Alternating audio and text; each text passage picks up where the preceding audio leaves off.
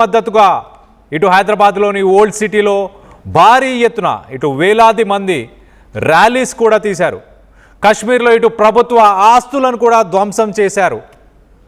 ఇటు national identity, religious identity, మీరు మీ దేశాన్ని ముందుగా ప్రేమిస్తారా లేకపోతే మతాన్ని ముందుగా యాక్సెప్ట్ చేస్తారా అన్న దానిపైన ప్రస్తుతానికి సోషల్ మీడియాలో డిబేట్ నడుస్తుంది.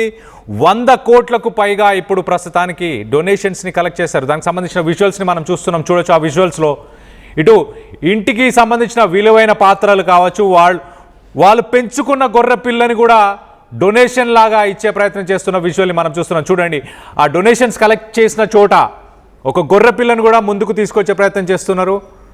ఇటు భారీగా నగదు, అలాగే నగదుతో పాటు బంగారము, ఇంట్లో ఉన్న మహిళలందరూ, అలాగే విజువల్స్లో మనం చూస్తున్న చిన్నపిల్లలు, వాళ్ళు యూజ్ చేసే పిగ్గీ బ్యాంక్స్. మహిళలు అయితే కొంతమంది భర్త కొనిచ్చిన ఆ నగలని, ఆ విడోస్ కూడా ఆ నగలని డైరెక్ట్గా ఈ డొనేషన్స్ కోసం ఇస్తున్నారు. ఇలాంటి డొనేషన్స్ మన సమాజంలో, ఇండియాలో ఇటు ఎంతోమందికి ఎడ్యుకేషన్ లేదు, ఎంతోమందికి సరైన హాస్పిటల్ ఫెసిలిటీస్ లేవు, కొన్ని ఏరియాస్లో మౌలిక వసతులు కూడా లేవు. ఇటు పెహల్గాం లాంటి దాడులు జరిగినప్పుడు కావచ్చు, ఇటు ఆపరేషన్ సింధూర్ సమయంలో కానీ మిగతా టైమ్స్లో ఇలాంటి డొనేషన్స్ ఎందుకు ముందుకు రావు అని ఇప్పుడు సోషల్ మీడియాలో చర్చ నడుస్తుంది. చాలామంది గతంలో ఇటు ఇరాన్కి సంబంధించిన స్లోగన్స్ ఇస్తూ ర్యాలీస్ చేసినప్పుడు ఇటు హైదరాబాద్లో కానీ ఇటు కశ్మీర్లో ప్రభుత్వ ఆస్తులను కూడా ధ్వంసం చేశారు. అయతుల్లా ఖమేనీ చనిపోయినప్పుడు ఇతర దేశానికి సంబంధించిన ఒక లీడర్ని చనిపోతే ఇక్కడ ప్రభుత్వ ఆస్తులను కొల్లగొట్టడం ఏంటి, ఇక్కడ ర్యాలీస్ తీయడం ఏంటి అంటూ ఇటు సోషల్ మీడియాలో ఇటు క్రికెటర్ యుజ్వేందర్ చహాల్, అలాగే ఇటు రష్మి గౌతమ్, ఇలాంటి వాళ్ళు సోషల్ మీడియాలో ప్రశ్నించారు. చాలా క్లియర్గా అలాంటి వ్యక్తులు, మీరు ఆ దేశాన్ని ప్రేమించినా, అక్కడ నాయకులను ప్రేమించినా వాళ్ళందరూ తిరిగి ఇరాన్కే వెళ్ళిపోవాలి, ఇక్కడ ప్రభుత్వాలు కూడా వాళ్ళని వెనక్కి పంపించాలి అంటూ ఇటు రష్మి కానీ కొంతమంది ఇటు క్రికెటర్స్ కూడా కొంతమంది పోస్టులు పెట్టారు. ఇరాన్కి సంబంధించిన ఒక హీరోయిన్, బాలీవుడ్లో పనిచేస్తున్న ఒక హీరోయిన్ మాత్రం ఇరాన్ గురించి పరిస్థితులన్నీ చిన్నప్పటి నుంచి నేను చూస్తూ వచ్చాను, ఇరాన్కి ఇక్కడ ఇండియన్స్ మద్దతు తెలపడం అదొక పెద్ద షాక్గా భావిస్తున్నాను నేను, అక్కడ ఒక నియంత పాలన జరుగుతున్న సమయంలో మేము అక్కడ నుంచి ప్రాణాలని దక్కించుకొని బయటకు వచ్చాము, ఆ దేశాన్ని వదిలి వచ్చామంటూ ఇరాన్కి సంబంధించిన ఒక హీరోయిన్, ఇటు బాలీవుడ్లో వర్క్ చేస్తున్న ఒక హీరోయిన్ చెప్పుకొచ్చే ప్రయత్నం చేసింది. మరొక పక్కన దీనికి సంబంధించి మరిన్ని డీటెయిల్స్ ఇచ్చే ప్రయత్నం చేస్తా. ఓవరాల్గా ఇండియా వైడ్గా ఎలాంటి ఇన్సిడెంట్స్ చోటు చేసుకున్నాయో చెప్పే ప్రయత్నం చేస్తా. ఇటు కాశ్మీర్లో ఒక విడో తన భర్త చనిపోకముందు తనకి ఇచ్చిన గోల్డ్ ఐటమ్స్ అన్నిటి కూడా ఇటు ఆ కాశ్మీరీ ఉమెన్ ఆ డొనేషన్స్లో వాటన్నిటిని కూడా ఆమె ఆ గోల్డ్ని ఇవ్వడం జరిగింది. మరొక పక్కన ఇటు కాశ్మీరీస్ ఇరాన్ ఎంబసీకి ఇవన్నీ కూడా we will never forget kindness అంటూ ఇరాన్ ఎంబసీ కూడా దీనిపైన ఒక స్టేట్మెంట్ రిలీజ్ చేసింది. ఇటు దాతలని పొగుడుతూ ఇరాన్ ఎంబసీ కూడా చెప్పుకొచ్చే ప్రయత్నం చేసింది. మొత్తం మీద ఇటు షియా డామినేట్ చేసే ప్రాంతాలు, కాశ్మీర్లో ఉన్న ప్రాంతాలు, ఇటు బుద్గామ్, బారాముల్లా, లడాక్ ఇలాంటి ప్రాంతాల్లో కాశ్మీరీస్ ప్రస్తుతానికి డొనేషన్స్ని కలెక్ట్ చేస్తున్నారు. ఇరాన్లో ఏదైతే ధ్వంసమైన ఇన్ఫ్రాస్ట్రక్చర్ కావచ్చు వాటన్నిటి కోసం ఇక్కడ డొనేషన్స్ని కలెక్ట్ చేస్తున్నారు. సో సోషల్ మీడియాలో దీని మీద కొంత డిస్కషన్ అయితే జరుగుతుంది. ఇప్పుడు గతంలో మౌలిక వసతులు కావచ్చు, లేకపోతే ఎడ్యుకేషన్ లేక, సరైన హాస్పిటల్ ఫెసిలిటీస్ లేక ఎంతోమంది బాధపడుతుంటారు. వాళ్ళ కోసం ఎందుకు ఇలాంటి డొనేషన్స్ గతంలో ఈ షియా కమ్యూనిటీ వాళ్ళు ఎందుకు చేయలేదు అంటూ క్వశ్చన్ చేస్తున్నారు. మరో పక్కన ఇటు కాశ్మీర్ లాంటి ప్రాంతంలో అయతుల్లా ఖమేనీ చనిపోయినప్పుడు కాశ్మీర్ లాంటి ప్రాంతంలో ప్రభుత్వ ఆస్తులను ఎందుకు కొల్లగొట్టారు, ఇక్కడ ఆస్తులను ఎందుకు నాశనం చేశారు అంటూ క్వశ్చన్ చేస్తున్నారు. మరో పక్కన ఇటు హైదరాబాద్ ఓల్డ్ సిటీకి సంబంధించిన దారుల్ షిఫా, అలాగే మక్కా మస్జిద్ కావచ్చు, ఇలాంటి ప్రాంతాల్లో కూడా నిరసనలు ఎందుకు వ్యక్తపరిచారు, ఇక్కడ హ్యుమానిటేరియన్ క్రైసిస్ వచ్చినప్పుడు ఎందుకు ఈ కమ్యూనిటీ ముందుకు రాలేదు అంటూ సోషల్ మీడియాలో ప్రస్తుతానికి చర్చ నడుస్తుంది. ఎంతగా వీళ్ళు ఇటు డిజిటల్ మీడియాలో కూడా, సోషల్ మీడియాలో కూడా వీళ్ళు ఎంతగా ఒక ప్రాపగండాన్ని ముందుకు తీసుకెళ్లే ప్రయత్నం చేశారు. దానికి ఒక ఎగ్జాంపుల్ చెప్తే ప్రయత్నం చేస్తా. ఇటు ఎక్స్టర్నల్ అఫైర్స్ మినిస్ట్రీ, ఇటు అమెరికా ఇండియాకు సంబంధించిన ఎయిర్ బేసెస్ని వాడుకోమంటూ అమెరికాకి ఇండియా సపోర్ట్ చేస్తుంది ఇరాన్ మీద అటాక్ చేయడానికి అంటూ ఒక సోషల్ మీడియాలో ఒక ప్రాపగండాన్ని కూడా ఫార్వర్డ్ చేశారు. ఒక సోషల్ మీడియా ఒక ప్రాపగండాన్ని ముందుకు తీసుకెళ్లే ప్రయత్నం చేశారు. ఎంతగా దాన్ని ప్రమోట్ చేశారు అంటే ministry of external affairs ministry, central ministry, ఆ మినిస్ట్రీయే ముందుకొచ్చి ఇది ఒక ఫాల్స్ ప్రాపగండా, అమెరికా ఇండియాలో ఉన్న ఎయిర్ బేసెస్ని వాడుకోవడానికి మేము ఎక్కడ పర్మిషన్ ఇవ్వలేదంటూ చెప్పాల్సిన సిట్యువేషన్కి వెళ్ళిందంటే అర్థం చేసుకోవచ్చు ఇటు సోషల్ మీడియాలో కూడా ఎలాంటి ప్రాపగండాని రన్ చేస్తున్నారో. దానికి సంబంధించి స్టేట్మెంట్ కూడా మీకు చెప్పే ప్రయత్నం చేస్తా. India's ministry of external affairs rejects claims of role in Iran war, calls allegations fake, reports on the government's strong pushback against speculative social media claims regarding US-India military logistics. మరో పక్కన ఫేస్బుక్కి సంబంధించిన meta కూడా వీటిపైన respond అయింది. వాటన్నిటిని కూడా ఏం చేసింది, వాటన్నిటిని కూడా ఆ సోషల్ మీడియా హ్యాండిల్స్ అన్నిటినీ కూడా డిజాల్వ్ చేసేసింది. ఆ సోషల్ మీడియా హ్యాండిల్స్ అన్నిటిని కూడా బ్లాక్ చేసింది. ఆ స్టేట్మెంట్ కూడా మీకు ఒకసారి చెప్పే ప్రయత్నం చేస్తా. Meta takes down social media handles of prominent Jammu and Kashmir news outlets. So వాళ్ళు న్యూస్ అవుట్లెట్స్ ఏవైతే షియా కమ్యూనిటీకి సంబంధించిన న్యూస్ అవుట్లెట్స్ ఏవైతే ఉన్నాయో ఆ అవుట్లెట్స్ని యూటిలైజ్ చేస్తూ ఇటు ఇండియాకు సంబంధించిన ఎయిర్ బేసెస్ని అమెరికా వాడబోతుంది అంటూ ఇలాంటి ఒక ప్రాపగండాని ముందుకు తీసుకెళ్లే ప్రయత్నం చేశారు.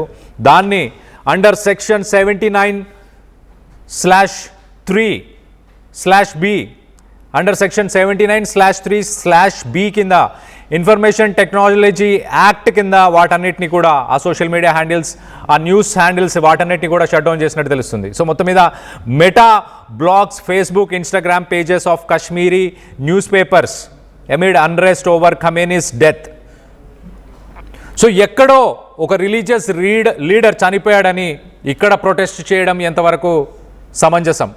అలాగే ఇక్కడ ఎన్నో పబ్లిక్ ఇష్యూస్ ఉన్నాయి, ఎన్నో హ్యుమానిటేరియన్ ఇష్యూస్ ఇండియాలో ఇంకా ఉన్నాయి. వాటి గురించి ఎందుకు వీళ్ళు ముందుకు రాలేదు గతంలో? ఇప్పుడు ఖమేనీ చావుకు కోసం అలాగే ఇటు ఇరాన్లో ఏదైతే ప్రభుత్వ ఆస్తులు ఇన్ఫ్రాస్ట్రక్చర్ ఏదైతే కుప్పకూలిపోయిందో దాన్ని రీబిల్డ్ చేయడానికి 100 కోట్లని డొనేషన్స్ని కలెక్ట్ చేశారు. రానున్న రోజుల్లో దాన్ని 1000 కోట్లు టార్గెట్గా ముందుకు తీసుకెళ్లే ప్రయత్నం చేస్తున్నారు. నేషనల్ ఐడెంటిటీ ఇంపార్టెంటా, రీజనల్ ఐడెంటిటీ ఇంపార్టెంటా అంటూ ఇప్పుడు సోషల్ మీడియాలో ప్రస్తుతానికి దీనిపైన చర్చ నడుస్తుంది. దానికి సంబంధించిన విజువల్స్ ఉన్నాయి, ఒకసారి ఆ విజువల్స్ని చూసే ప్రయత్నం చేద్దాం.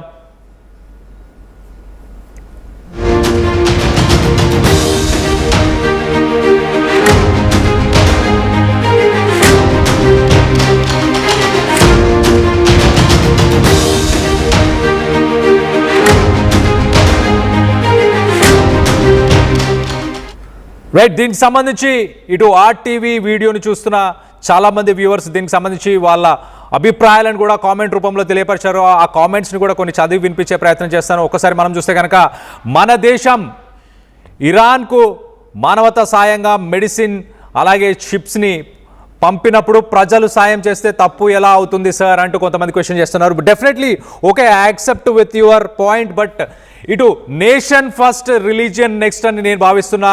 ఇక్కడ మరి ప్రభుత్వ ఆస్తులను కాశ్మీర్లో కొల్లగొట్టాల్సిన అవసరం ఏముంది? ఇక్కడ ప్రజలకి చాలామందికి మౌలిక వసతులు లేని వ్యక్తులు కాశ్మీర్లో కూడా చాలామంది ఉన్నారు. ఎలక్ట్రిసిటీ లేని వాళ్ళు, అలాగే ఎడ్యుకేషన్ లేని వాళ్ళు, హెల్త్ ఫెసిలిటీస్ లేని వాళ్ళు, వాళ్ళ కోసం స్కూల్స్ కానీ వాళ్ళ కోసం హాస్పిటల్స్ కానీ అలాంటి వాటి కోసం కాశ్మీరీస్ ఎందుకు డొనేషన్స్ని పెట్టలేదు? పహల్గామ్ దాడిలో చనిపోయిన వ్యక్తుల కోసం డొనేషన్స్ ఎందుకు పెట్టలేదు? అంటే ఇక్కడ ఉంటూ ఇక్కడే బతుకుతూ ఇక్కడ నేషనాలిటీ కావచ్చు, ఇక్కడ గవర్నమెంట్ స్కీమ్స్ కావచ్చు, ఇక్కడ ఐడెంటిటీ అన్నీ తీసుకొని మరి ఒక ఇరాన్ ప్రభుత్వానికి అక్కడ ఉన్న ఒక లీడర్ కోసం ఇలాంటి సాక్రిఫైసెస్ చేయడం కరెక్టేనా, సమంజసమేనా అన్నది నా ప్రశ్న. మరికొన్ని కామెంట్స్ కూడా మీకు చదివి వినిపించే ప్రయత్నం చేస్తా. India poor Muslim people give money Owaisi brother. So ఇండియాలో ఉన్న పేద ముస్లిమ్స్ అంట ఇటు ఓవైసీ బ్రదర్స్కి, ఓవైసీ అన్నదమ్ములకి కూడా ఆ డబ్బులను ఇస్తున్నారు, వాళ్ళే పేదవాళ్ళు అంటూ కూడా చెప్తున్నారు. ఎగ్జాక్ట్లీ నా పాయింట్ కూడా అదే. ఇటు పేదవాళ్ళు ఎవరైతే ఉన్నారో ఆ పేదవాళ్ళ కోసం ఏమన్నా చేశారా? ఆ పేదవాళ్ళ కోసం యునైటెడ్గా ఏ కమ్యూనిటీ అయినా కూడా ముందుకొచ్చి చేశారా? ఇలాంటి టైమ్స్లో వచ్చి ఇటు ఇరాన్కి సపోర్ట్ చేయడం తప్పని నేను అనట్లేదు, సపోర్ట్ చేస్తున్నారు, ఓకే యాక్సెప్ట్ చేస్తాను. కానీ ఇక్కడున్న హ్యుమానిటేరియన్ ఇష్యూస్ కావచ్చు, ఇక్కడున్న పబ్లిక్ ఇష్యూస్ కావచ్చు, వాటి గురించి ఎందుకు మాట్లాడలేదు గతంలో ఎప్పుడు అన్నదే నా ప్రశ్న. వాటి గురించి ఎట్ ద సేమ్ టైం ఇటు Iran supreme leader Ayatollah Khamenei చనిపోయినప్పుడు ఇక్కడ ప్రభుత్వ ఆస్తులను కొలగొట్టాల్సిన అవసరం ఏముంది? ఇక్కడ ప్రభుత్వ ఆస్తులను ధ్వంసం చేయాల్సిన అవసరం ఏముంది? ఇవన్నీ అవసరం కాదు కదా. మరి వాటి గురించి ఎందుకు ప్రశ్నించకూడదు? ఇంకో పక్కన ఇండియన్ ముస్లిమ్స్ మైనారిటీస్ ఎలా అవుతారు? ఇండియన్ గవర్నమెంట్ ముస్లిమ్స్కి సబ్సిడీస్ క్యాన్సిల్ చేయాలి, ఇండియన్ ముస్లిమ్స్ అసలు మైనారిటీస్ ఎలా అవుతారు అంటూ క్వశ్చన్ చేస్తున్నారు. ఓకే, అది డిఫరెంట్ సబ్జెక్ట్గా మనం చూడాల్సిందే. ఖచ్చితంగా కాన్స్టిట్యూషన్ దాంట్లో ఇన్వాల్వ్ అయ్యింది కాబట్టి. మరో పక్కన వాళ్ళకి సబ్సిడీలు క్యాన్సిల్ చేయాలి అంటూ చెప్పుకొచ్చే ప్రయత్నం చేస్తున్నారు. 100 కోట్ల డొనేషన్స్ని కలెక్ట్ చేయగలిగిన వాళ్ళ కోసం సబ్సిడీస్ అవసరమా అని ప్రశ్నిస్తున్నారు కేవీఆర్ రెడ్డి. మరో పక్కన అలాగే ఇరాన్ కోసం యుద్ధంలో పోరాడాలి, ఇటు డొనేషన్స్ని కలెక్ట్ చేస్తున్న వాళ్ళు ఇరాన్ కోసం వెళ్ళి ఇరాన్లో యుద్ధంలో ఆ పోరాటంలో పాల్గొనాలి అంటూ కూడా కామెంట్స్ వస్తున్నాయి. మరో పక్కన వాళ్ళ కంట్రీకి వాళ్ళు మనీ డొనేట్ చేస్తే తప్పేముంది? వాళ్ళ కంట్రీకి వాళ్ళు డొనేట్ చేయట్లేదు. వాళ్ళు ఇక్కడ ఇండియాలో ఉంటూ ఇండియాలో ఎడ్యుకేషన్ కావచ్చు, ఇండియా గవర్నమెంట్ ప్రొవైడ్ చేస్తున్న ఐడెంటిటీ కావచ్చు, నేషనల్ ఐడెంటిటీ కావచ్చు, ఇవన్నీ యూటిలైజ్ చేసుకుంటూ అక్కడ గవర్నమెంట్కి వాళ్ళు సపోర్ట్ చేస్తున్నారు. వాళ్ళ గవర్నమెంట్ కాదు, వాళ్ళ దేశం కాదు. మరి ఇండియాలో ఎందుకు వాళ్ళు జీవనం సాగిస్తున్నారు? ఇండియన్ ఐడెంటిటీ ఎందుకు తీసుకెళ్తున్నారు ముందుకి? ఒకసారి ఓల్డ్ సిటీకి సంబంధించి మనం చూస్తే ఓల్డ్ సిటీలో కూడా ఎంతోమంది వ్యక్తులు, ఇటు విజువల్స్లో మనం చూస్తున్నాం చాలా క్లియర్గా, ఓల్డ్ సిటీకి సంబంధించిన మహిళలు, వృద్ధులు, చిన్నపిల్లలతో సహా వేలాది మంది ర్యాలీగా ఇటు బయటకు వచ్చారు, ర్యాలీ తీశారు. అయతుల్లా ఖమేనీ చనిపోయినప్పుడు తన ఫోటోని యూటిలైజ్ చేస్తూ. అలాగే ఇప్పుడు కూడా వేలాది మంది ఇటు 100 కోట్ల సంఖ్యలో డబ్బులని డొనేషన్స్లా కలెక్ట్ చేసే ప్రయత్నం కూడా చేస్తున్నారు. మరో పక్కన ఇటు ఇండియాలో ఉంటూ ఇండియాకి సహాయం చేయకుండా ఇరాన్కి ఎందుకు చేస్తున్నారు? మరి కశ్మీర్కి ఎందుకు సహాయం చేయడం లేదు అంటూ క్వశ్చన్ చేస్తున్నారు. ఎగ్జాక్ట్లీ ఇండియాలో ఉంటూ ఇటు ఇండియాకి ఎందుకు, ఇండియా క్రైసిస్లో ఉన్నప్పుడు, హ్యుమానిటేరియన్ క్రైసిస్లో ఉన్నప్పుడు, ఫ్లడ్స్ వచ్చినప్పుడు, లేకపోతే ఒక సైక్లోన్ వచ్చినప్పుడు, లేకపోతే ఒక అవలాంచో, లేకపోతే న్యాచురల్ డిజాస్టర్స్ వచ్చినప్పుడు ఇలాంటి ఒక మూమెంట్, ఇలాంటి ఒక డొనేషన్ ఎందుకు చేయట్లేదు అంటూ ప్రశ్నిస్తున్నారు. ఎగ్జాక్ట్లీ రాజు సకినాల కామెంట్ చేశారు, ఇండియా కోసం కూడా చేయాలి కదా, ఇటు ఇరాన్ కోసమే ఎందుకు చేస్తున్నారు అంటూ క్వశ్చన్ చేస్తున్నారు. మరికొన్ని కామెంట్స్ కూడా ఉన్నాయి, ఆ కామెంట్స్ కూడా ఒకసారి చదివి వినిపించే ప్రయత్నం చేస్తా. ఇటు ఎవరి కరెన్సీ ఎవరికి ఇస్తారు? కరెన్సీని కన్వర్ట్ చేస్తారు. మొత్తంగా కలెక్ట్ చేసిన తర్వాత ఆ కరెన్సీని కన్వర్ట్ చేసే ప్రయత్నం చేయొచ్చు. ఆ కరెన్సీని ఇటు బ్యాంక్స్ ద్వారా కన్వర్ట్ చేసి వాటిని ఇరాన్కి పంపించే ప్రయత్నం చేయొచ్చు. సో మొత్తం మీద ఇటు ఇరాన్ కోసం ఇంత మొత్తంలో 100 కోట్లు ఆ విజువల్స్లో మనం చూడొచ్చు. ఇంట్లో ఉన్న సామాగ్రి, ఇంట్లో ఉన్న విలువైన యుటెన్సిల్స్ కానీ, లేకపోతే బంగారం కానీ మనం విజువల్స్లో చూస్తున్నాం. చూడండి, వాళ్ళ ఇళ్లలో ఉన్న బంగారంతో సహా, బంగారము, ఇత్తడి, రాగి, ప్రతి ఒక్క వస్తువుని, ఒక వ్యక్తి అయితే మనం చూడొచ్చు ఒక గొర్రె పిల్లను కూడా పట్టుకొని వచ్చాడు, దాన్ని కూడా నేను డొనేట్ చేయడానికి రెడీగా ఉన్నానంటూ. మొత్తం మీద ఇంకో పక్కన రైట్ సైడ్ విజువల్లో మనం చూస్తున్నాము ఆ కలెక్ట్ చేసిన అమౌంట్ని, ఆ కలెక్ట్ చేసిన ఆ ఐటమ్స్ అన్నిటినీ కూడా మొత్తానికైతే వాళ్ళు లెక్క వేస్తున్నారు. ఆ విలువని, వాల్యుయేషన్ని కూడా చేసే ప్రయత్నం చేస్తున్నారు. ఆ కరెన్సీ నోట్ల వాటన్నిటిని కూడా, కలెక్ట్ చేసిన నోట్స్ అన్నిటిని కూడా కౌంట్ చేస్తూ ఆ డొనేషన్స్ ఎవరైతే ఇచ్చారో వాళ్ళ నంబర్స్ని, వాళ్ళ డీటెయిల్స్ని కూడా రాసుకునే ప్రయత్నం చేస్తున్నారు. ఇటు సిల్వర్ ఆర్నమెంట్స్, అలాగే ఇటు రాగికి సంబంధించి కావచ్చు, గోల్డ్ ఆర్నమెంట్స్, కాయిన్స్తో సహా, ఆ పాత్రలతో సహా అన్నిటిని కూడా యాంటిక్ మెటీరియల్ ఉన్నట్టుంది, యాంటిక్ మెటీరియల్స్ని కూడా కలెక్ట్ చేస్తూ వాటన్నిటిని కూడా మనం చూడొచ్చు. నెత్తి మీద పెట్టుకొని ఒక మహిళ వచ్చే ఆ విజువల్ని కూడా చూసాం. 100 కోట్లని ఇంత తక్కువ టైంలోనే కలెక్ట్ చేశారు. మరి రానున్న రోజుల్లో 1000 కోట్లకి టార్గెట్ పెట్టుకున్నట్టు కూడా తెలుస్తుంది. మొత్తం మీద ఇటు మన దేశంలో ఇటు ఇండియాలో ఉంటూ ఇటు మరొక దేశానికి ఇలాంటి ఒక సపోర్ట్ని ఎలా చూడాలి? నేషనల్ ఐడెంటిటీ ముందొస్తుందా? రీజనల్ రిలీజియస్ ఐడెంటిటీ ముందొస్తుందా? ఇటు భారతదేశంలో ఉంటూ ఇటు భారతదేశంలో humanitarian crisis, public issues, national disasters ఇలాంటివి జరిగినప్పుడు మరి సిక్కులు లాంటి కమ్యూనిటీస్ ముందుకు వస్తుంటాయి. మరో పక్కన ఎన్జిఓస్ ముందుకొచ్చి సపోర్ట్ చేస్తూ ఉంటాయి. మరి అలాంటప్పుడు వచ్చే వ్యక్తులు ఇప్పుడు ఈ ఇరాన్ సమయంలో వచ్చిన వ్యక్తులు మరి హ్యుమానిటేరియన్ క్రైసిస్ వచ్చినప్పుడు ఎందుకు ముందుకు రావట్లేదు అంటూ ఇటు సోషల్ మీడియాలో డిస్కషన్ నడుస్తుంది. మరో పక్కన ఇండియాకు సంబంధించిన ఎయిర్ బేసెస్ అన్నీ కూడా అమెరికా వాడుకోవడానికి హెల్ప్ చేస్తున్నాయి, ఇండియా భారత ప్రభుత్వం హెల్ప్ చేయబోతుంది అంటూ ఇటు సోషల్ మీడియాలో ఇన్స్టాగ్రామ్, ఫేస్బుక్ అలాగే యూట్యూబ్లో న్యూస్ ఛానల్స్, ఇటు షియా కమ్యూనిటీకి సంబంధించిన న్యూస్ ఛానల్స్ కూడా ఇలాంటి ప్రాపగండాని ముందుకు తీసుకెళ్లే ప్రయత్నం చేస్తే దాని మీద ఎక్స్టర్నల్ అఫైర్స్ మినిస్ట్రీ రెస్పాండ్ అయ్యింది. అలాగే ఇటు మెటా కూడా రెస్పాండ్ అవుతూ వాటన్నిటిని కూడా బ్యాన్ చేయడం జరిగింది. దీనికి సంబంధించి కొంతమంది క్రికెటర్స్ కూడా రెస్పాండ్ అయ్యారు. కొంతమంది ఇటు రష్మి గౌతమ్ కావచ్చు, వీరందరూ కూడా రెస్పాండ్ అయ్యారు. ఇరాన్ని సపోర్ట్ చేసేవారు, యుద్ధాన్ని సపోర్ట్ చేసేవారు, ఇరాన్ని అంతగా ప్రేమించేవారు అక్కడికి వెళ్ళిపోవాలంటూ కూడా పోస్టులు పెట్టారు. మొత్తం మీద దీనిపైన మీ అభిప్రాయాలు ఏంటి? ఇటు ఇంతగా డొనేషన్స్ని కలెక్ట్ చేస్తున్నందుకు వాళ్ళని ప్రశంసిస్తారా, లేకపోతే ఇటు ఇండియన్ గవర్నమెంట్ తీసుకున్న డెసిషన్ని రెస్పెక్ట్ చేస్తారా? వార్ విషయంలో కావచ్చు, ఇరాన్, ఇజ్రాయెల్, అమెరికా విషయంలో కావచ్చు, గవర్నమెంట్ పాలసీని సపోర్ట్ చేస్తారా, లేక గవర్నమెంట్ పాలసీకి ఎగ్నెస్ట్గా హ్యుమానిటేరియన్ బేసిస్లో సపోర్ట్ చేస్తారా? ఎలా సపోర్ట్ చేస్తారు? దీనికి సంబంధించి మీ అభిప్రాయాలు ఏంటనేది కింద కామెంట్ రూపంలో తెలియపరచండి.